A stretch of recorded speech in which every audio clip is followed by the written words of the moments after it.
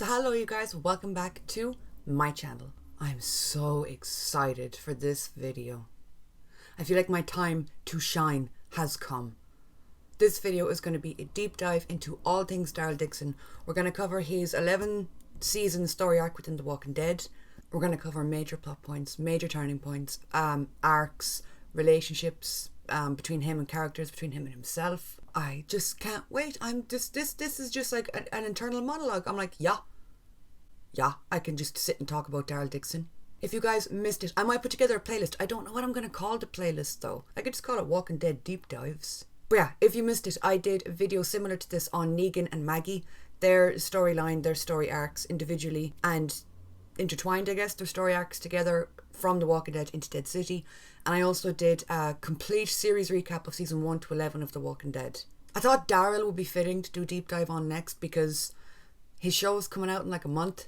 I'm going to try and include as much as I can, but I don't want it to be too long either. I don't want the video to run too long. Because I did get that comment a few times on my season 1 to 11 recap of The Walking Dead. A few people were like, this is long. And I was like, well, it's a recap of 11 seasons of content. I feel like an evil genius the way I'm sitting. Let's talk about Daryl Dixon. Before we get started, just reminded you guys to link to my Twitter, Instagram, TikTok, Patreon, anywhere you can find me is in the description down below. I do a bunch of content on Patreon. I have just started back with reactions for The Witcher, Heartstopper Season 2, as well as continue... Wow, I made it a whole 3 minutes into the video before I messed up.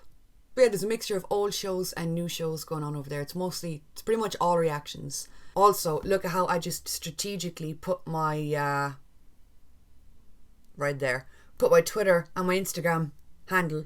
Can you even see it? I don't think you can. That took me forever to do and I was so proud of it. Okay, so Daryl Dixon in season 1. My guy was really unhinged. He was something else. And I think you don't realise how much characters change until you watch a very recent episode and then go back to season 1. Any long form, long running show, the characters go through so much development that you forget they were little babies when the show started. So Daryl Dixon in season 1, he was antisocial. He didn't really like no one. He kept to himself. He's one of the core group. So he's one of the original core group. And he's one of the very, very, very few core group members that are still alive and out-survived the show. So season 1 was just like a cacophony of situations for Daryl. I mean, first time he meets Rick, you see him walking up and down. He's pacing around the place. And then he throws a necklace of like dead ferrets or something at Rick. In his defence, he did just find out that his brother had been handcuffed to a roof and left for dead. If that was me, I'd probably throw the nearest thing to me as well. Even if they were animal carcasses. Anyway, so his brother Merle was left chained to the top of a roof by T-Dog. And like rightfully so. Merle, oh my god, I have so much to say on Merle, but we'll get into him later. Merle's Daryl's older brother and he sucks a giant bag of donkey balls. So we see them go to try and find Merle. We don't, but we find his hand, so we can deduct from that he sawed off his hand, Saw style. He was not here to play games, he was here to escape. So we see Daryl wrap up his hand in a little rag. You see him, he just looks so lost when he finds the hand. I mean, there's a mixture of Daryl being like, he's still alive, yeah, I knew it. And also like, what now? Like, what do I do? We gotta find him. Because Daryl, as we come to find out, he's so tied to his brother that it's almost like he's not really sure how to stand on his own without him. At the beginning of the show, at least. And then we see him try to take Jim the fuck out. Jim, whose name I could not remember in my Walking Dead season series recap. Jim is the guy that got bit and was about to turn. Pickaxe in his head, and the dead girls will be done with it. That what you want? If it were you? Yeah, and I'd thank you while you did it. Anyway, so he got bit and Daryl was like, sweet, I'll take him the fuck out, and has to be stopped. That is damn right. Hey! We don't kill the living. So he's keeping up this like persona, this facade of like Mr. Tough Guy. I mean, any scene that he's in, he's always pacing, he never stands still. There's something very anxious and unnerving about him. And yet still, for some reason, this is the character that I looked at in season 1 and went... But we do see his softer side start to seep out after Sophia goes missing. He offers to stay behind and make signs on, I think it was one of the cars on the highway, just in case Sophia made her way back. And the Sophia thing the whole Sophia situation. Sophia was Carol's daughter who went missing, later turned up dead in a barn. It really did bring out a softer side of him. You see that there are feelings, there are emotions, there's something underneath that. It's not just all tough guy exterior and like an empty hollow shell on the inside. There's layers to him, like an onion. Yeah, I'm quoting Shrek. This video's already a mess. But the whole Sophia thing, it really does bring out a different side of him. I mean, we see him search for Sophia. We learn that he's a good tracker. He goes through the woods trying to track for prints for Sophia. We see him gutting walkers to try and make sure that there's no pieces of her inside their stomachs. I mean, my God. Wow. I mean, Daryl did have quite a rough upbringing where he was used to hunting. He was used to camping out, I guess, and living rough. You get to see him put it to a good use in terms of the Sophia situation. And then the relationship that he begins to build with Carol, which is a hot topic and a hot point of debate. Him and Carol become close early on in, and we will touch on that a bit more moving on. But when Sophia goes missing, Daryl's the one who he wakes up one morning, there's one particular scene, and he hears Carol crying, and it's like he can't take it anymore. And he gets up and goes out looking for Sophia. We see him rob some antibiotics from Merle's stash to give to T-Dog. Again, a small little symbol of him showing that showing that he cared for people around him. Ridiculous situation, I agree. He's rummaging through Merle's bike for some STD meds to give to T-Dog for antibiotics, and it's like, well, at least he's helping. But touching back a bit on his upbringing, we have a lovely scene between him and Andrea, where he talks about one time that he went missing and no one noticed. I mean, I think he said Merle was in juvie at the time. It's one of those examples where I think it's really a case of you don't realise how fucked up something is until you tell it to somebody else. And we see that with Daryl in droves as the season goes on. You get these little drips and drabs and pieces of his story. And I think he didn't even unpack half of the stuff that he had to go through before the apocalypse even hit him. Moving on to the end of season 1, we see him going absolutely crazy trying to open the door. He's truly given that door everything he's got. And then when he can't open the door, he decides to try and turn on Jenner.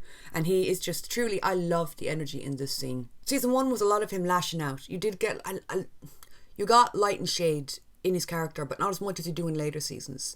But you start to get glimpses of him and who he is beneath all the pacing, grunting, and antisocialness. Moving into season 2, He's still a loner, still an outsider. He lives alone. He lives on the outskirts of the farm. Once we move to Herschel's farm, he hunts alone. He does everything by himself. We see him continue to search for Sophia, keep all that going. I think I talked a bit about that a second ago. That was a season 2 plot point, not a season 1 plot point. But I'm jumping around a bit. I'm jumping around the place a little bit. We have the Cherokee Rose scene, which again is another example of him just being delightful. He gives the Cherokee Rose to Carol and explains the story and the symbolism behind it to her. And it's such an out of place scene for him that you wouldn't expect from what he had presented all along. When American soldiers were moving Indians off their land on the Trail of Tears, the Cherokee mothers were grieving and crying so much. The next day, this rose started to grow right where the mother's tears fell. I believe this one bloom for your little girl. We see him get shot in the ear by Andrea. So what happens to him is he's going through it. He falls down. His horse gets spooked. He falls down into what are they called? A quarry? A river? A swamp? Everything leads back to Shrek. And while he's down there, he gets impaled on his arrow and he has to climb up the side of this hill to get out, basically. And again, this gives a huge insight to him as a character. So he can't get up this goddamn hill because it's muddy and messy, and climbing is hard at the best of times, but he is impaled with an arrow. So Merle appears to him and ridicules him and takes the piss out of him to spur him on to get up the mountain. Or it's not a mountain, it's like a hill, whatever. It's Merle making fun of him that makes him survive and get out of this situation. It's that kind of tough love that keeps him going. Because at this point, I don't think he knows any other kind of love. But anyway, when he gets out of that situation, he really doesn't look good. Really not. My guy stumbles onto scene looking like a walker. I mean, he's had better days. I don't think I've ever seen a human look that rough. So Andrea then shoots him and is dead delighted with herself because she thought she took out a walker, but not. It's just poor old fucking Daryl already, way to kick him while he's down. But instead of him getting mad and getting defensive like most people would, I mean, if you shoot me in the ear, I'm probably going to have a few choice words for you. But he doesn't. He comes out with the, if you shoot me again, you best pray I'm dead line. When Sophia does eventually come out of the barn, we get that, the horrendous scene where Carol just starts running towards her, crying hysterical, and Daryl just jumps out of nowhere, pulls her back and stops her from going up to the zombified corpse of her daughter.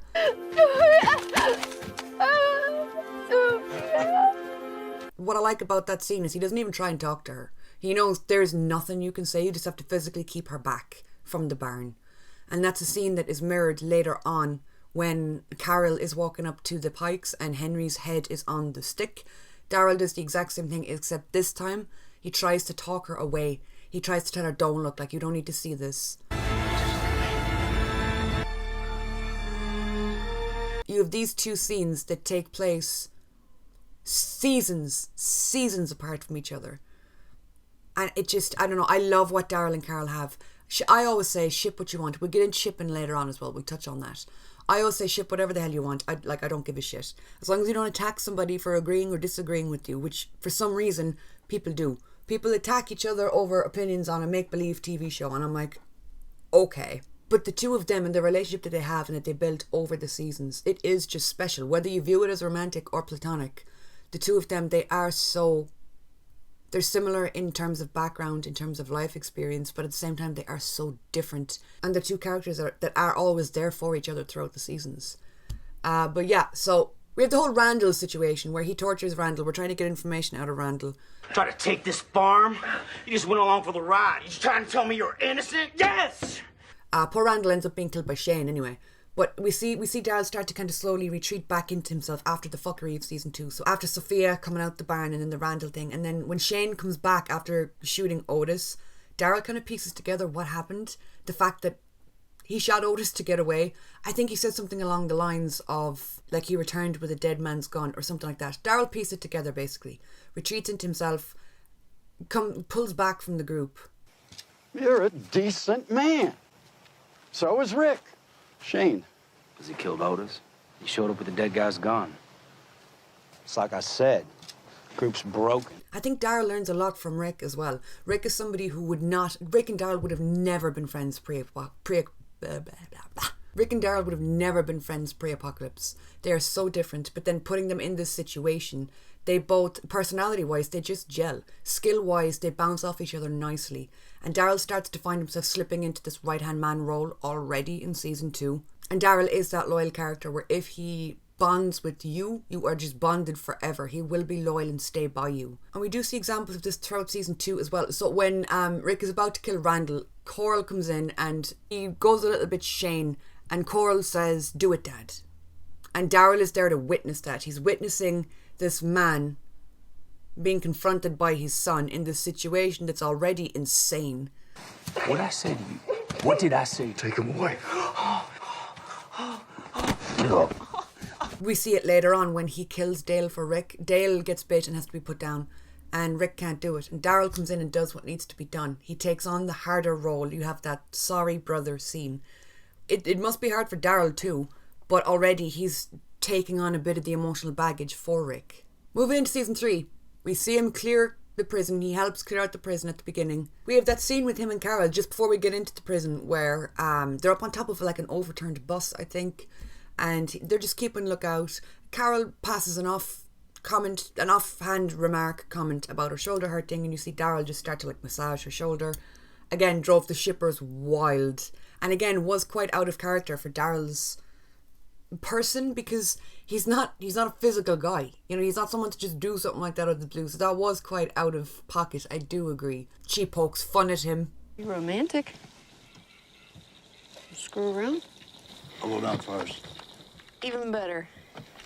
Stop. When we do meet the prison people, the people that are living inside the prison, that is what prison people would suggest, isn't it? So when we meet the prison people, obviously he's distrustful of them. He doesn't fucking like them. He's like, hey, because already we've this little group that we have bonded with and that we've like absorbed, they are starting to feel like a family. And Daryl is starting to take on that role with them too. This found family trope is done so well in The Walking Dead. But you take a character like Daryl that never had anyone, never trusted anybody but their brother, and put them into a family. He absorbed them. So we see him be quite protective of our people. It's also the season where Judith is born, and we see the relationship that Daryl has with Judith is just divine. Again, brings out that softer side of him. He's the one who gives her the name Little Ass Kicker. It's written on her box or little thing that she sleeps in her crib. Well, that's a good name, right? Little Ass Kicker. You like that, huh? You like that, sweetheart? And he has a huge part to play in Judith and the raising of Judith as the seasons go on. So to be there for her, like her birth, to hold her as a newborn baby. I mean, he wasn't literally in the room for her birth, I know. But he was around when she was fucking born. And then to hold her as a baby, and it just... And you see all of the group look at him with this shock when he's talking to baby Judith, that it's gorgeous. At this point, we've seen it multiple times that he has taken on this role of like silent knight in shining armour. He doesn't do things to be applauded. He doesn't do things for praise. He just does stuff because he cares about the people in the group. So we see when Carol goes missing, T-Dog risks his life, gives his life actually. The poor guy dies. And she ends up in like a... I don't know, like a broom closet or something. And Daryl presumes her dead. So we see him have this little breakdown moment. And then he eventually finds her and carries her out of the fuckery that she was in. Again, I'm touching on all of these Daryl and Carol points. You can pick them up as romantic or platonic, whatever way you want to. It just... Their relationship is very important. We have him then go to try and find Glenn and Maggie when they were captured by Woodbury. And then him, poor son of a bitch, he can't catch a moment's peace, he gets captured. And this is one of my absolute favourite scenes. The scene with the, oh god, I don't know what they're called. I call them the Walker Pits, but I don't think that's what they're called. It's in the prison where they have like people fighting. This scene. He just embodies the smaller, younger brother, terrified, like looking to his older brother for any bit of advice, any bit of like signal as to what to do. Merle spent like a lot of his life getting Daryl into situations, and Daryl said that as well throughout the show. He just kind of followed him around. He just followed Merle and was like, alright, well I guess this is what we're doing today. So I think finding himself up Schitt's Creek without a paddle, side by side with Merle, is not new to him. Anyway, so after we get out of this situation, Merle kind of puts it to him like, you come with me or you go back to them. Merle is very territorial. I think he doesn't like the idea of Daryl having friends or people that can influence him or sway him in any way. So Daryl anyway makes the decision to go with Merle. But they come across a family on a road, and Daryl wants to help them. Merle wants to loot them. Merle doesn't give a fuck. He doesn't give a shit about these people. And I think that's when Daryl really realizes, oh, I'm not this kind of person. I never was. I just followed you. You're a cunt. I'm not. I want to go back to the people that bring out the best in me. So he goes home to the prison. I mean, after years and years of... It was just the two of them. They really did only have each other, Merle and Daryl. And I think that they are the reason that the other ones survived the upbringing that they had. But the people that you're related to or feel indebted to, sometimes they're not good for you to be around. And blood doesn't always mean family either. But I think Daryl had a very complicated relationship with Merle, and and after years as well of being taught, like, what was the quote that Merle said to him in one episode? No one's gonna love you like me, baby brother. I mean, how long has Merle been telling him shit like that? I think to an extent Merle did believe it. Merle did believe, like, yeah, no one's gonna love you like I do or look out for you like I do, even though my guy was a terrible brother. The scene where Daryl comes across Merle's walker-fied body is just... It is one of my favourite standout moments for Daryl as a character, because it truly is the last thing. It's the last tie to pre-apocalypse life that he had. It's the last bit of family that he had gone. I mean, Merle dying. Daryl really, truly... I mean, I know he has found family, but now he is on his own. Anything that he knew before, any semblance of a life that he had before, is gone. His older brother, as shitty as he might have been, I mean, coming face to face with this person that you always viewed as indestructible, as they have it figured out, they'll fix it, they got it, partner in crime, even if it is like a toxic relationship, which Daryl and Merle was. Coming face to face with them dead, you having to be the one to put them down, you having to be the one to fix that. Norman, I think, acted that scene perfectly. The way he kind of shoves him away the first few times because he doesn't want to stab him. He really does just look like a frightened child in that whole scene. And then he goes to town on him, gets out all of his frustration on Walker Merle, stabs him like at least 6 times. There was at least 6 stabs in there. 1, 2, and 3 was just, I think it was his transitional period. It was Daryl's moving from what he knew and the ways he knew and struggling to come to terms with this, not only the new world, but his place in it. Where do you want to be? Who do you want to be in this world? And with Merle dying, it's like the answer was pretty fucking clear. He wasn't split anymore. He wasn't being dragged in two directions anymore. He could do what he wanted to do and really come into his own and discover himself, which he does. That's all I'm going to record for today. Lads, I need a break. It's roasting here. It's absolutely roasting. We're going through a tiny little heat wave, and when the weather goes above 12 degrees, I'm like that bitch from the Wizard of Oz. I'm melting. So we'll pick up tomorrow with season 4 onwards. Early show Daryl Dixon though was just something else. There was just something about him. I loved it. I loved that struggle between watching him try to adapt and trying to assimilate into this new group. It's stopping himself at every fucking turn. I mean, Daryl's very much an active service kind of guy. He'll do what needs to be done. He'll help you. He's hands-on. That's his way of showing that he cares. And watching him learn that about himself and watching him be a person on his own 2 feet, independent of Merle. Yeah, there was just something about early Daryl Dixon that I really loved. If some of the seasons get a bit blurred, that's because like I know I'm jumping all over the place. I'm jumping from season to season. If something comes to mind that like it ties in or is relevant, I'll bring it in even if it doesn't happen in that season. So it's not, this video is not, I should have said this at the beginning, god damn. This video is not strictly linear. It is not linear. Alright, so we are back with season 3. No, we are not. We are back with season 4. Everybody is, they have their own role to play. They have their own little part. He is part of the council that decides what goes on, what happens. Whenever there's a problem, it's brought to the council. And to see Daryl on a board like this, instead of just like skulking around the outskirts, you know, the way Daryl would have back in season 1, it's just, the growth is already showing. So then when everyone gets split up from the prison after the prison is stormed and after that whole thing goes down, we see he goes off with Beth, and this leads to one of my favourite episodes. And yeah, I'm going to talk about it again because 1, I love it. 2, this is my video. And 3, it's a very important scene for Daryl. It's a very important episode for Daryl, sorry, and for Beth. It's a fantastic character profile of both characters, and I said this in my recap of the 11 seasons of The Walking Dead. It's my favourite episode because it is so personal, because you have 2 characters that have seemingly not a whole lot in common. They shouldn't really get on. They shouldn't get along. They shouldn't be able to bond like they do. Every time I say I love Still, I get shit for it. And even on that video, even on the video that I made, summarising the 11 seasons, I had people tell me I was wrong for liking Still. And I'm like, oh. So Still is based around Daryl and Beth. They are split off from the whole group. And Beth decides that she wants to get a drink, that she's been through too fucking much. She doesn't want to die without having a drink. So they go on this little quest to try to get the drink for her.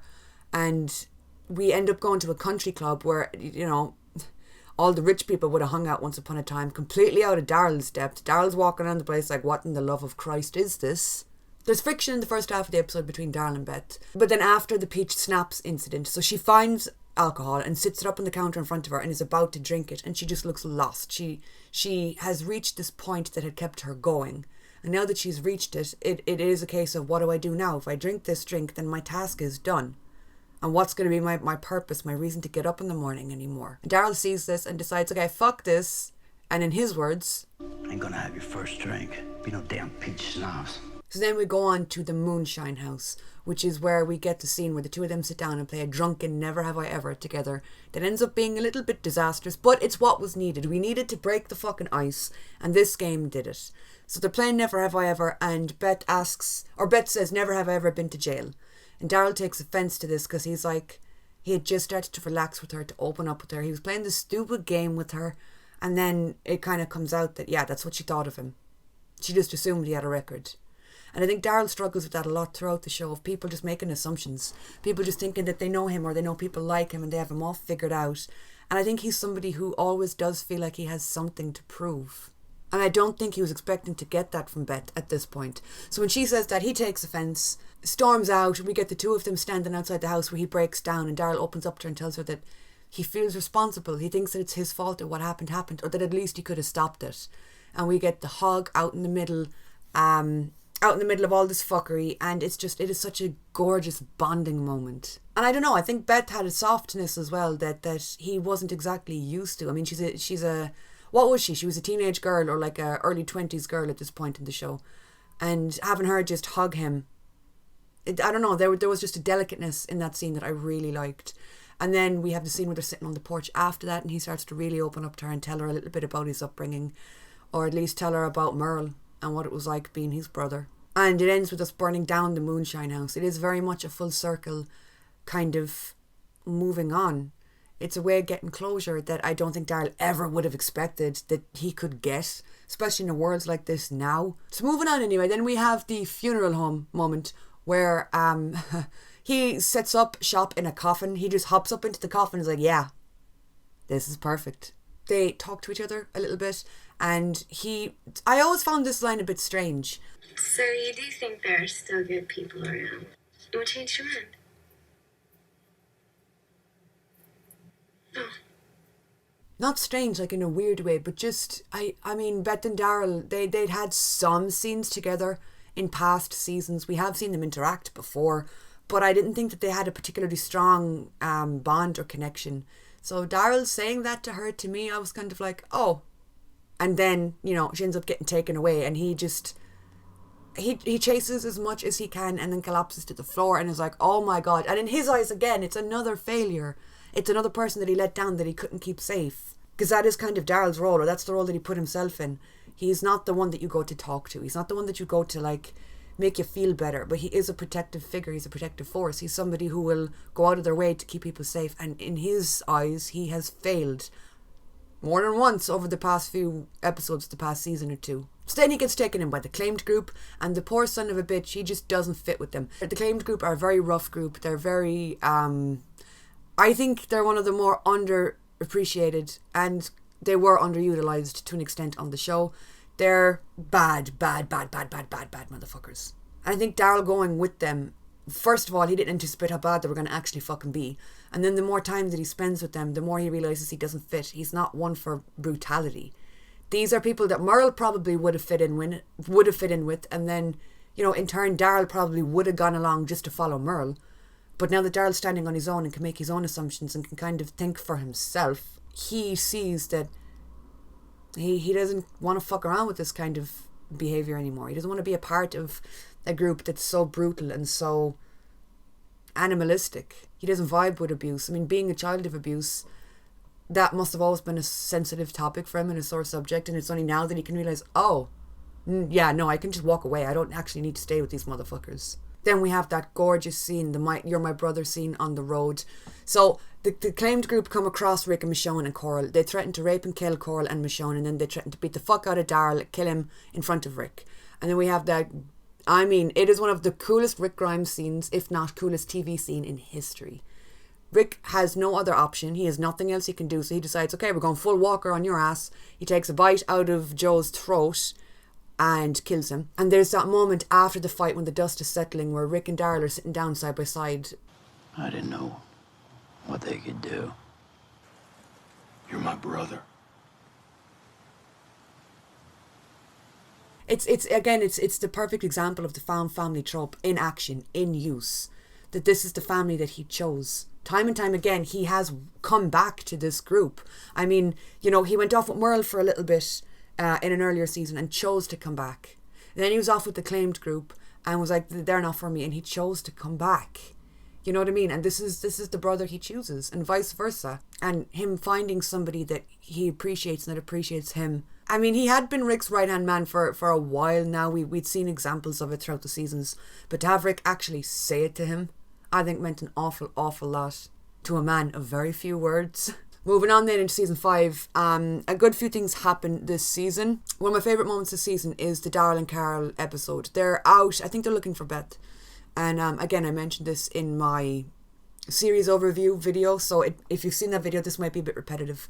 But there's a scene where Carol drops a bag onto the floor in front of Daryl, and out slides a book about being like a survivor of abuse or like overcoming childhood abuse. And it's just an example of Daryl trying to better himself. Daryl, who before would have buried down the feelings and just tried not to look at them, tried not to talk about them, or even worse, maybe not even confront them because he didn't think it was real. He didn't think the things he was feeling was valid. Now he's actively trying to work on himself. He's trying to understand himself and trying to learn how to cope with what happened. And when that book fell out of his bag as well, and Carol looked at him, you have two abuse survivors have a moment where they're like, oh, well, Carol understood him. Daryl, there was like a shyness and a kind of, I would have rathered you'd not seen that kind of moment. And then later on, he kills Dawn. We're in the hospital. We're in Grady Memorial. That's where Beth had been taken. She's being held hostage. And Beth walks up to Dawn, stabs her, and then Dawn effectively shoots. Didn't mean it. It was an accident, but the bitch still shot her. Daryl is the one then to kill Dawn, and you see him look so fucking emotional. Because again, you'd gotten this far. You found her. You got her back. You were so fucking close to getting out of here. And look what happened. He's the one to carry her body out of the building, and Maggie just falls to the floor. And again, it's a feeling of responsibility. It's a feeling of, I should have done something. I should have stopped this.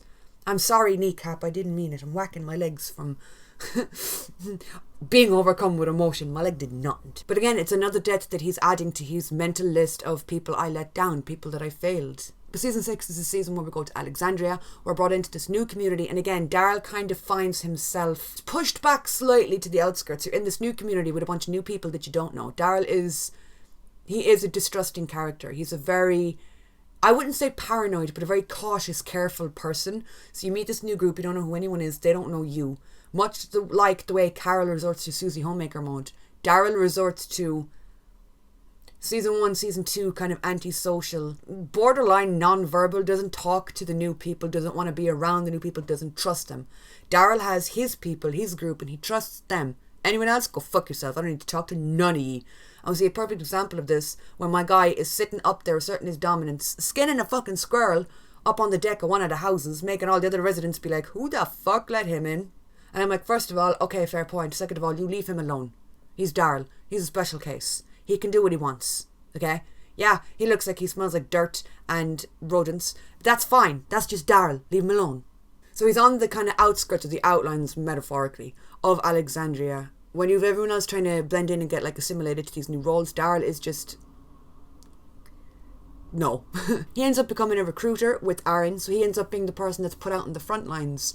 He's one of the first people that you meet and that you see when you're introduced into Alexandria. Him and Aaron go out to bring people back in. So that says an awful lot about Daryl now and who he is now. That the community, both Alexandria and Rick, would trust Daryl to be the face of the place. So during the whole Sleeping Saviors kerfuffle, he doesn't look happy. I mean, he's following Rick around the place again as his right-hand man. Daryl does. We don't see it until a later instance, but Daryl, you can see it on his face when he doesn't agree with what Rick's doing.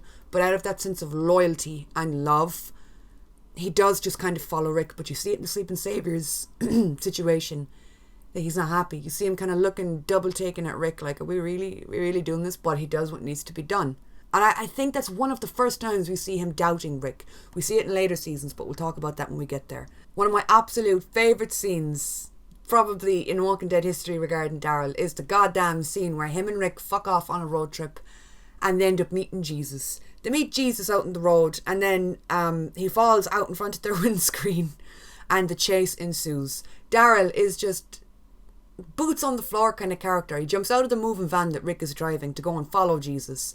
And we get that ridiculous scene of them playing catch or tag out in the middle of a field. Duck. Thanks. It's my gun. And then you get that scene as well where they're driving Jesus back to Alexandria and Rick keeps swerving the car. So Jesus keeps flopping onto Daryl's shoulder, and it's just... that scene actually is brought up a lot when it comes to Daryl and relationships. Like I said, a lot of people ship him with Carol, and they have shipped him with Carol from the very beginning, and I can understand that. They have an awful lot in common.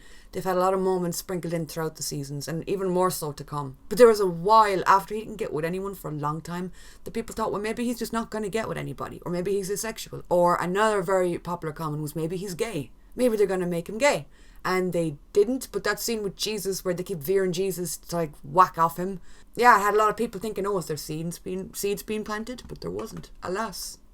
Apparently, people said that Jesus got with Aaron, and I'm like, what? I mentioned wanting to see more, and again, it was in the 1 to 11 recap video, which, by the way, if you guys haven't seen that, a lot of effort went into that video, so I'd really appreciate it if you checked it out. But yeah, a lot of people, I said in that I would have liked to have seen more of Aaron with Jesus, and that I kind of could have seen them getting together. And people were saying that no, apparently they did get together, or they were supposed to get together, or it was like alluded to, and I'm like, alluded to. That's not enough. I wanted to see them kiss, hold hands, and start a family. But yeah, his sexuality was a hot topic, I guess, for a while. Because you have a character that so many people, especially with a character like Daryl, went through so much change, so much development, and really came into his own. And a lot of people got so emotionally invested in his character, me included. So, like, a lot of people were shipping him with a lot of different people on the show. And then it came to the point where people were thinking, yeah, well, maybe he's going to be asexual. Maybe he's just not going to be interested in anybody. Or maybe he's going to turn out to be gay. And especially with a character like Daryl, growing up, how he grew up, where he grew up, with the family support system around him that he had. If he was anything but straight, he probably would have never fucking mentioned it, never talked about it to anybody, because he couldn't. He didn't have that security, I guess. And you see him when Denise comes up to him and asks him about getting, was it a drink? He's gone out on a run and she asks him to pick up something for Tara. And you see Daryl kind of look at her and he's like, oh. And then she gets nervous and flustered and she goes off into this whole big rant about like why she needs it. And Daryl's just like, what the fuck ever? Don't know, don't care. We also have the scene this season where he meets Dwight for the first time. And Dwight and Daryl are such an interesting duo because they are similar in a lot of ways. You don't see that with Dwight until a bit later on, I guess. But Dwight is a similar character to Daryl in terms of he's loyal, he's caring, and he's pretty ruthless when it comes to the people that he loves. He'd do whatever really needs to be done. I mean, he stayed at the sanctuary with Sherry because she was there and he was like, well, I'm not going anywhere if she's fucking here. But anyway, he meets Daryl because they're escaping with, Jesus, I can't remember her name again. The Justin Bieber lookalike out in the forest. She's diabetic, they need insulin. Daryl helps them out in the middle of this forest. And then for Dwight to come back and double cross him later by shooting him, it stung mentally and literally. But to have Daryl go out on a limb and help somebody like that and then have them shoot him. A lot of people did say that Dwight did that on purpose because if he was weak and dying and sweaty and bleeding all over the ground, Negan wouldn't kill him. A lot of people have said that he was doing Daryl a kindness there, and I'm like, I guess I could see that. And staying on the topic, I know this is technically going into season 7 and I'm not talking about season 7 right now. We will do season 7 episode 1 because I really do. I put that in with season 6 finale. I classed them as the one episode. That's that summer when I didn't know who got Lucille. I did not know, but my heart was telling me it was Daryl, and I was like, if they kill off my favourite character, I'm going to eat my fucking hands and then smack my head off a wall. There's some nice vivid imagery for you all. And this is a topic I want to touch on as well, because I see this a lot and it really fucking bothers me. I see Daryl be referred to as the cash cow of the show. Because he has a dedicated fan base, because he has viewers that love him. People hate him just for that reason. And that really pisses me the fuck off. Because you could argue that about any of the fucking fan favourites. You could argue that about Rick. You could argue that about Negan. You could argue that about Maggie or Michonne or Carol. These characters that have such a well-established arc and role in the show, that later went off to get their own spin-offs. They have an established viewership, fan base. They have people who love watching them. So I feel like Daryl gets an awful lot of shit just because. And it really annoys me. Anyway, a lot of people blamed him for Glenn's death because he did lash out. Abraham was the chosen victim. Negan killed Abraham. But then Daryl lashed out and he went back in for seconds. He went in for Glenn. And yeah, Daryl should have known better, I guess. He should have known better than to test somebody like this who just bashed one of your group's heads in with a bat. You knew at this point he was crazy. He had the bat. He bashed one of your friend's head in. But at the same time, it's like a trauma response. You never know how people are going to respond to grief. You never know how people are going to respond to trauma. And that is a really traumatic thing to see, to have to live through, to just be sitting there a part of. I don't blame him for lashing out, but at the same time, yeah, it did piss Negan off and it did lead to Glenn's death, but Daryl didn't mean it. If Daryl had known, yeah, he's going to kill Glenn, he's straight up, he is going to kill somebody, I don't think he would have lashed out. But at the same time, if you're in a situation where people that you love are scared and frightened and there's one motherfucker stomping around the place, declaring themselves new fucking god, even though I know he didn't say those words, but that's what I got from that scene. You're gonna feel protective, you're gonna feel aggressive. I mean, that's the kind of person I am, at least. I don't blame him for lashing out, and plus, he was all over the place and delirious after having been shot. Were you together? That sucks. But if you were, you should know. There was a reason for all. And Glenn's death is something that he carries with him. He does feel responsible. He does feel like, hey, yeah, that was my fucking fault.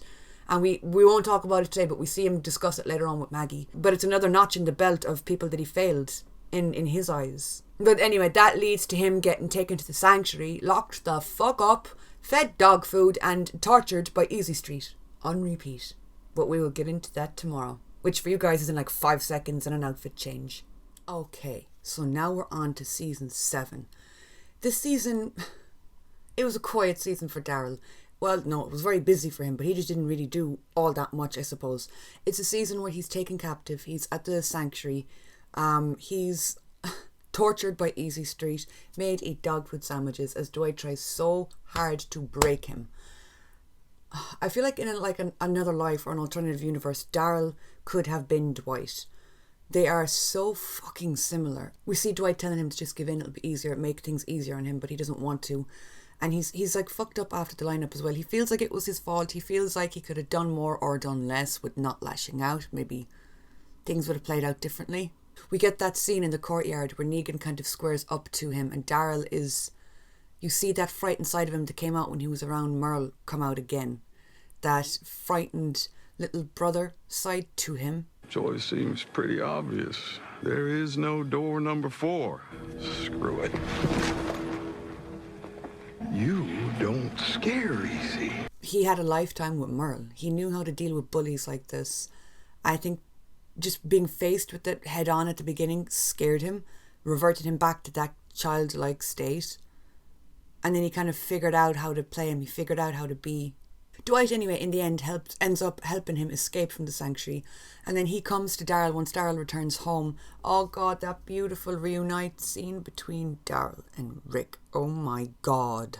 You have all this emotion coming from Daryl that you don't get to see that often. He's not like an overtly emotional person who shows that side of him. And that hug where he hangs his head and just goes and hugs Rick. And it's like... That scene just screams safety and security. My stomach is screaming in agreement. I know. But then Dwight strikes up a deal with us. He comes to ask us to kind of work as a double agent to spy or report back to us. Get sneaky with shit. Then season 7 finale. God, there was so many storylines going on in that. So we thought that Dwight was helping us because he was planning to lead him here and report back to us as to what was happening. He's keeping eyes on Negan and Co as they make their way through the roadblocks. But then Eugene turns up at the fucking gates. My God.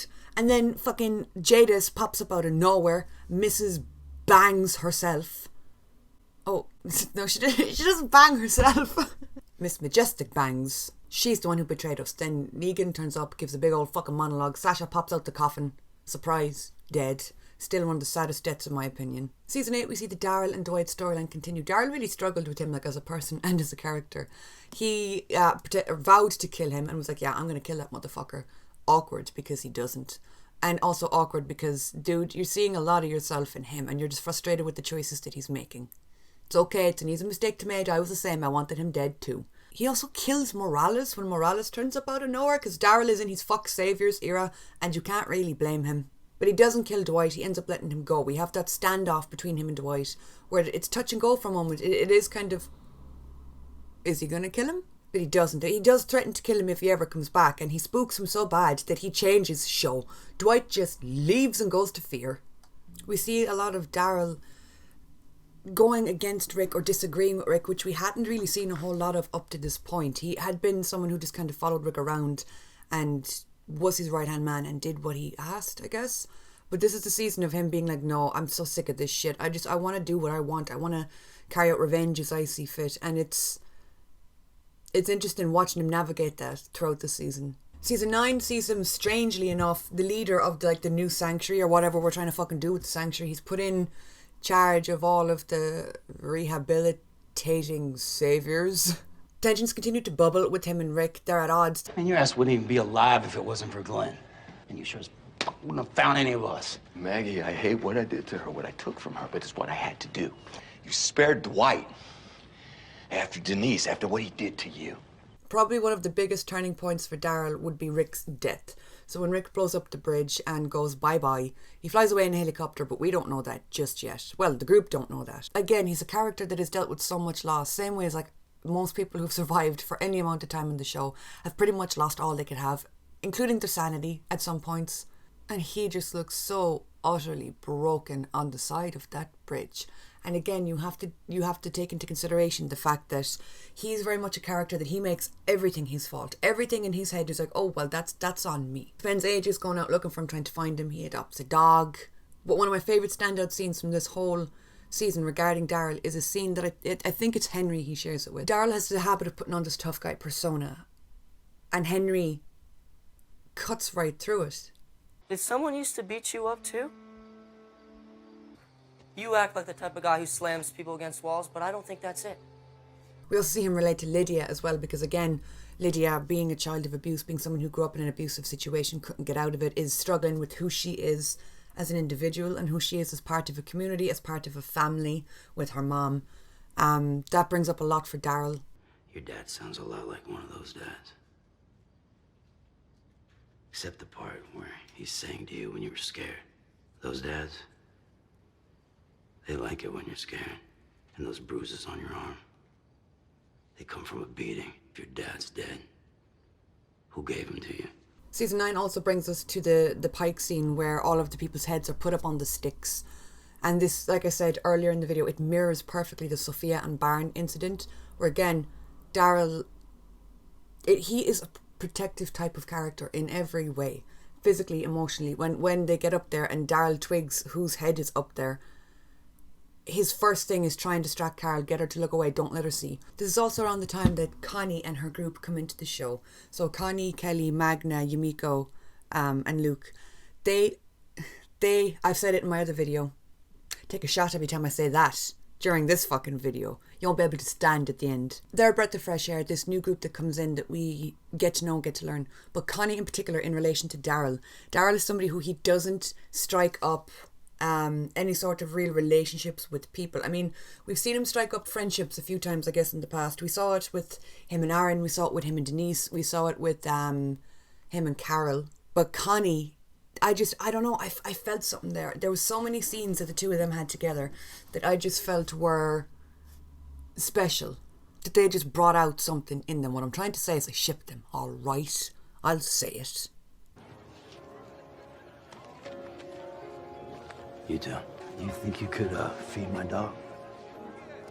Moving on then a little bit, I think we're moving into season 10 now. The lines are starting to get very blurred, okay? I have been recording today for like 4 hours. I was recording other videos and then I decided to do this last, and I'm like, I really should not have done that because my brain is getting fuzzy. But Daryl votes not to kill Negan after the Lydia situation. So Negan saved Lydia, and that was a big old mess. Let's face it. But he votes not to kill him.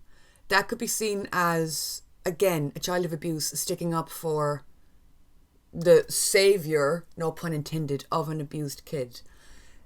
Daryl could see that what Negan did, there was a reason for him doing it. He was trying to protect somebody else. But also you could see it as him honouring Rick's memory in a way, that Rick wanted Negan alive to be an example, to set an example, to be a reminder. And Rick's leaving, that shit must have killed Daryl harder than anything, harder than Merle dying. Because Rick wasn't a family member that Daryl was just stuck with. He was somebody that he chose. And even though, yeah, they disagreed, and yeah, there was a lot of moments of friction in the past couple of seasons they were in together, it didn't change the fact that they were family. I think one of the things that really solidified Connie and Daryl in my head for me as well, the moment that made me ship, the moment my sails went up and I took off to sea with that ship, is the cave situation. So we go into the cave, it collapses. Connie, and I think it was Yumiko, it was Yumiko and Ragna. Connie gets stuck in the cave and everyone just presumes her dead. Daryl goes fucking dark side after that, and we see him frantically trying to rummage through this thing. It'll take us a week to clear this. Help me! And then he turns on Carol, which is something that we have not really seen. You were right about everything, just say it. Oh, please. Go home. They were always close, they always had a bond, even when things weren't rosy in the garden, even when things weren't great. He won't even talk to her. Losing Leah, that's not on you. Neither is Rick. or Connie. No, that's on you. But I'm not sorry for going after the Horde, and I'm not sorry for making Alpha pay for killing Henry. It all works out anyway, fine, because Connie's grand and she comes back. The Leah episode is also something that I want to talk about while we're on the topic of shipping. Daryl had 2 bonus episodes in the season 10 bonus episode segments, and it's very much... One of them was like alright, I suppose. It was the one with him and Carol where they were both like living their lives, doing their daily tasks. Carol was making dinner, thinking Daryl was out on his fucking bike trying to fix it or some shit. That wasn't really necessary. I mean, to me, that kind of felt like a setup for the Daryl and Carol spin-off show that we were supposed to get. But it would make sense that they'd give them an episode together if they were setting up for that show. So, like, I get it. In hindsight, I get it. But the episode that kind of pissed me off was the episode between Daryl and Leah.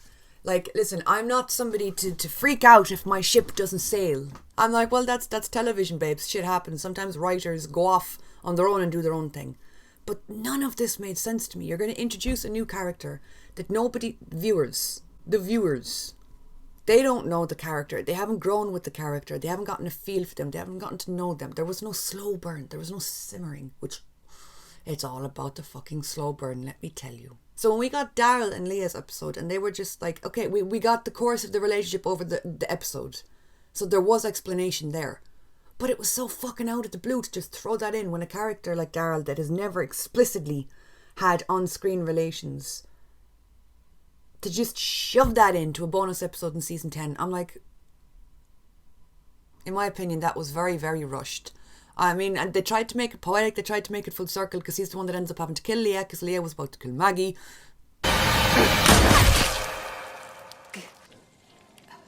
Whatever. And he also like accidentally nearly got like indoctrinated into the fucking Reapers, where he's inside the cabin with Leah, and it's just like, I liked the Reapers as villains, I liked them as a concept, and Leah was a fine character, but we didn't really get to learn a whole lot or see a whole lot about her outside of her and Daryl. I mean, they were very similar characters. I mean, both of them, they relied heavily on found family, her with the Reapers, him with his group. I mean, him killing her was tough, but to me it didn't have the emotional punch that I think they intended it to have, that they wanted it to have, because I was like, I just simply don't care. But he did it to save Maggie, and I think we've gotten a few scenes as examples throughout the past few seasons where Daryl and Maggie are together. He's always going to feel responsible for the Glenn situation, even though she has told him that she doesn't see it that way. I'm sorry. It wasn't your fault. It was. You're one of the good things in this world. But yeah, season 11, then we see him in the Commonwealth take on role of Uncle Daryl. He's living with RJ and Judith. They have this gorgeous little setup going where he's their proper guardian. He's their actual guardian in such a normal setting that you almost forget that it's apocalypse times. I mean, Judith and RJ, they've known him.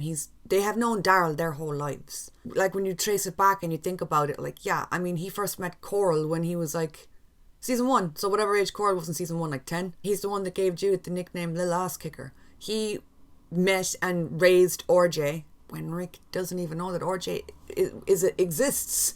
He doesn't even know about RJ. We get some lovely scenes regarding that lovely trio of a family. You get the scene where Daryl is giving RJ a boost up onto the back of like a cart or something, and you see that RJ is wearing Daryl's vest. Speaking of the wing vest, you get that scene where Judith fixes one of the wings and he wears it. He goes around wearing her little arts and crafts project. Towards the end then of the show, you get the mirroring of an earlier shot. Again, I love that. Walking Dead are big on mirroring, and I just... But you get that mirroring of when Coral gets shot and Rick is running through the goddamn wilderness trying to get to the farm to get Coral some help. When Judith gets shot, you have a similar thing happen. You have Daryl now be the one in the parental figure, in the dad role, carrying her, trying his best, and you see him sitting by her bedside. It's just lovely to see a character that was so cold on the surface grow into such a family man, into such a family person who cares and is a contributing member to their group, to society, that opened up and trusted and loved. And I love that shit. Oh my god, the character development with him is insane. But one thing that I don't really get is the end of the season, the end of the show. You have Daryl telling Judith and RJ like, oh, that he'll never leave them, that he's always there for them, he's going to look after them, because like he's like their adoptive dad now, right? He's Uncle Daryl. And the show ends with him bicycling off into the fucking unknown. He just cycles away into the nether realm, and RJ and Judith are standing there like, we're the ones who live. And then that leads us to Daryl's show, his standalone show. I have said it since day one. I would follow that character. I would follow that man fucking anywhere. I cannot wait for each show to see what they do, especially because it's set in Europe. There's going to be a different setting. You're going to have different communities, different cultures. I am so fucking happy that they finally moved outside of the States. If they could just pop over to Ireland at some point. But I'm very excited to see Daryl on his own. Stand completely on his own. Not in relation to any of the characters that we know have become such a big deal to him, that have become so important to him. See him completely independent. It's going to be real interesting how he copes, how he deals, how he manages, who he chooses to be. Because he's this person in a brand new setting, in brand new scenery. He could be anybody. I do hope we see familiar faces pop up along the way. Like, I want to see Carol.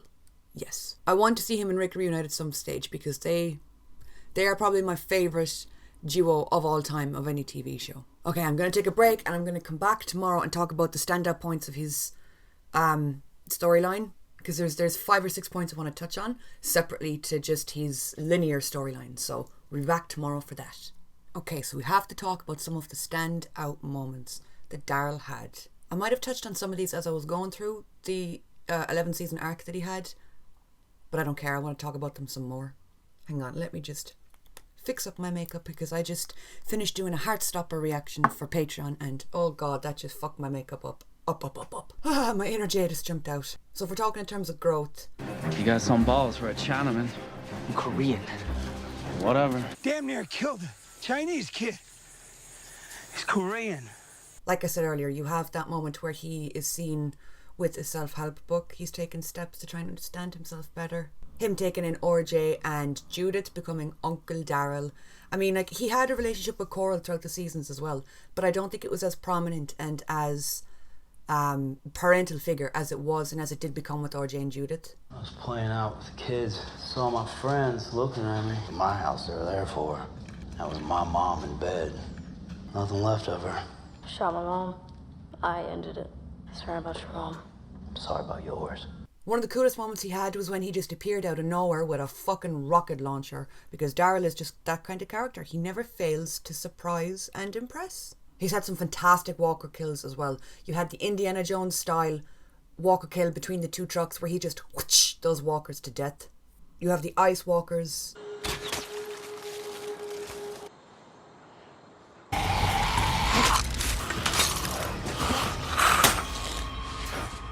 The scene where him and Daryl were chasing Jesus.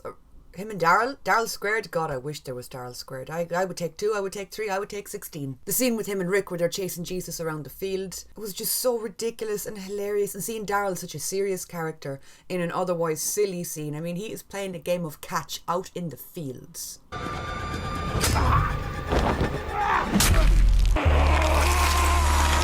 The ear necklace was another absolute gem of a moment when it comes to Daryl Dixon history. Stumbling out the forest, looking dead, with some DIY jewellery. You've heard of friendship bracelets at the Eras tour. Now get ready for ear necklaces in the field. Another great moment was when he had been captured and he was in the sanctuary. He was in with saviors, and Negan squares up to him and he keeps asking him, like, who are you? Daryl, even though he's terrified, Daryl has this thing where he always is kind of looking out the side of his eye. He's always kind of looking up and sideways at you. You know, he's never quite, boom, here I am, hello motherfucker. So he there's a lot of that going on. There's a lot of that insecurity. But he says his name. Who are you? Daryl. And the simplicity in him just saying his name. I mean, at this point in the show, he had been stripped of everything. He'd been stripped of his dignity, of his self-worth. I mean, he was eating dog food up inside a fucking jail cell, okay? All he has is his name, and he wasn't willing to give that up just yet. So I think that scene was really powerful in regards to him. The "You're My Brother" scene between Rick and Daryl gets talked about a lot in terms of growth or like really heartfelt moments. But just before that scene, Daryl was willing to die for them. He was willing to give up his life for Rick, Michonne and Coral. You want blood? I get it. Take it from me, man. Come on. Again, it's the essence of his character that I just love so much. Yeah, Eddie Munton's like, fuck yeah, Daryl. And in relationships, obviously, I think we touched on these as we went through them. You have Rick, his chosen brother, his chosen family, learned so much from him, and took He took Rick's family on as his own. The bond that they had was so gorgeous, and I really do hope we get to see them again some point together. And Carol obviously was one of the longest examples of growth, I guess, and watching the two of them grow and change together. There was ups, there was downs. I mean, he was there for her when she lost both of his kids, Sophia and Henry. There was the Cherokee Rose scene, him saving her from the tunnels. There was a scene where he gets real protective if she catches a cold. She gets hurt. She dies. She catches a fever. She gets hit by lightning. Anything happens to her, I'll kill you. You have them joking about making friendship bracelets out in the forest. One of my favourite moments that they shared together, though, is a kind of lesser talked about one. It's after everything hits the fan. It's somewhere towards mid-end season 7. He goes by, it's when Carol's living by herself. She's that little house out, like on the outskirts.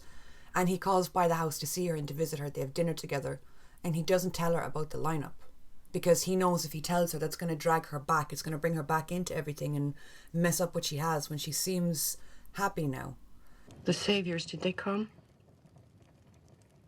Is everybody back home okay? We got them all.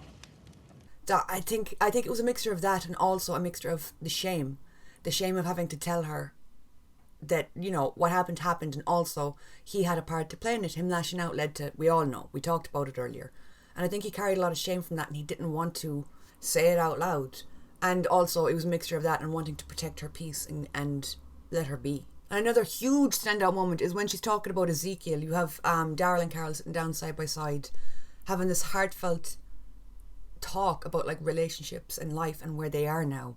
And you don't really see Carol talk like that ever to anybody. I think the relationship he had with Beth as well was really important. I mean, you know, you have this young, more innocent character kind of coming into her own coming of age arc going on with Beth, and putting her with Daryl, putting them together for those 2 episodes or 2 or 3 episodes they were together. I think it was just genius. You're in the immediate aftermath of everything that had just happened. You've these 2 characters that don't really know each other all that spectacularly. They've interacted a bunch before, yeah. But I don't know. I mean, there was a vulnerability there between the 2 of them that just made it feel so different and so open and really like deep in your feels. Like he was talking to her and telling her things that he hadn't really brought up before, that he's not forthcoming about. He's not a big talker. And vice versa, and her death had such a huge impact on him. Obviously, yeah, Connie. I'm so mad that him and Connie didn't get to spend more time together, because I feel like the 2 of them would have absolutely shone. They would have shined so bright. All the way back, I save his life. You know what he says to me? Go get the beer. Idiot, right? But what we did see of the 2 of them together, like you have him learning signs so he can communicate with Connie. No. I get it. Family. Daryl takes a shine to certain characters throughout the show. Not many, but some. And Connie was one of them. Whether you ship them or not, whether you look at it as romantic or platonic, same goes for Carol. You can't deny that he had these bonds with certain characters that were just different to everyone else. I feel like he could relate to Lydia in a way, and I think he saw a lot of his younger self in Lydia too. You knew exactly what this was when I walked down there. And those bruises on your arm, they come from a beating. Merle obviously was a huge impact on him, but I don't think necessarily in The Walking Dead. I think like pre-Walking Dead. I think once the apocalypse started and he met our group and everything started happening, I think it was a case of he started like learning more and looking at things different. I mean, that scene on I think they were on the bridge or they were on the highway where Merle wants to like loot, doesn't want to help people, doesn't give a fuck. Daryl sees, oh shit, like I'm literally at a fork in the road right now. If I go off with him, this is the person I'm going to have to be. I didn't know he was... Yeah, he did. He did the same to you. And he goes home to our group. Where you going? Back where I belong. I can't go with you. And like you see it again when he joins the claimed group, or when he joins the Reapers, or when the Saviors try to rob him, they're like, you will join us. And he's like, mm-mm. He's faced with these like moral dilemmas time and time again. And I think all of them come back to Merle, come back to that decision that he made with Merle. Leah as well, even though she wasn't in the show that long, she had a huge impact because I think Daryl, again, you have a character that wasn't explicitly romantically relinked. Can't talk. I can't talk and I'm distracted because I have 2 earrings in here and they're clanking off each other and all I can hear is this clanking in my ear and it's... But they met, they got together and then it ended up not so fucking great. But I think that showed him that, like, love is loss. To love someone, you're going to lose them at some point, at some stage, especially in this new world. Nothing's guaranteed. Life's complicated. And maybe that's why he never really dated before her. And when he met her, it felt like there was no strings attached. It felt like there was no huge emotional weight being put on this, because they met in their own little bubble, on their own little terms. There was no history behind them. It felt safe to an extent. And I wonder will that impact him dating going forward, or how he looks on dating. I mean, he has his whole own show. I don't think love love is a huge part of his character, but I don't think romantic relationships are ever going to be a focal point regarding him. So I don't know if we'll see anything like that in Dead City. Not Dead City. Well, Jesus, it'd be pretty impressive if we saw that in Dead City, considering he isn't even fucking in the show. I don't know if we'll see any of that in the Daryl show. But it's something that I hope is explored somewhat. But I don't think relationships of a romantic nature are that important regarding his character. Coral as well, we touched on it very briefly a few minutes ago. Coral isn't somebody that he was ever, like, as invested in as he was with Judith and RJ. I mean, he really became their guardian. But with Coral, you do have a lot of scenes between the two of them where Daryl is already taking on that kind of uncle role. Like, you've the scene at the prison where they're side by side up against the chain link fence. You have the scene where Daryl opens up and talks to Carl about how his mom died, that his mom died in a fire. I think it was interesting as well, when Carl was dying down in the tunnels, Daryl didn't really get a lot of time with them. There wasn't this huge super emotional moment between Coral and Daryl during that time. I'm pretty sure Daryl was down towards the end of the tunnel with Judith, unless I'm wrong. I could be misremembering, but that's what I remember in that scene. So even though they weren't that close, he was still an impactful person on his life. Speaking is my passion. They took a new character, Daryl fucking Dixon. He wasn't in the comics. Nobody had any idea who this motherfucker was, what he would grow into, if he would be successful. I mean, they never intended on him being a long-running character, and now he was so long-running and so resilient, he has his own show. He's been moulded into such a multifaceted character that really anybody can look at Daryl and see some aspect of themselves in him. He broke free of his upbringing, of what was expected of him, of what everyone thought and what he thought he'd end up being and turning into. And he turned it on his head. He's one of the most loyal and fierce fucking characters. I love the bones of him. I love that man. And yeah, I think the role was really, I could not see anybody else in the world being Daryl. And that makes sense because Daryl was kind of created for him. Norman auditioned for the role of Merle and it didn't work out, and then Daryl Dixon suddenly came out of nowhere. He really is one of the only examples of a character that I would say I could not picture anybody else playing him. Yeah, well, I hope you guys enjoyed this trip down memory lane. If I didn't include some of your favourite Daryl Dixon moments, leave them in the comments. Let me know what's been your favourite episode or moment. If you're going to yell at me about liking the episode still, just know I've heard it a million times before. And yeah, I'm not sure who the next character profile is going to be, but we're going to be doing another video similar to this regarding other characters in the near future. They just take a lot of time to put together, research and edit. Oh, sweet mother of God, I haven't even started editing this yet and already I hate it. I'm dreading it, and But yeah, that is it for this video, you guys. If you want to see more content from me, check out my Patreon. The link is in the description down below. I do a whole bunch of reactions to a whole bunch of different shows. When Walking Dead Universe shows are on air, I put the more extended version of those reactions up over there. My Twitter, Instagram, TikTok, anywhere you can find me is also in the description. Thank you so much for watching, and I will talk to you all soon.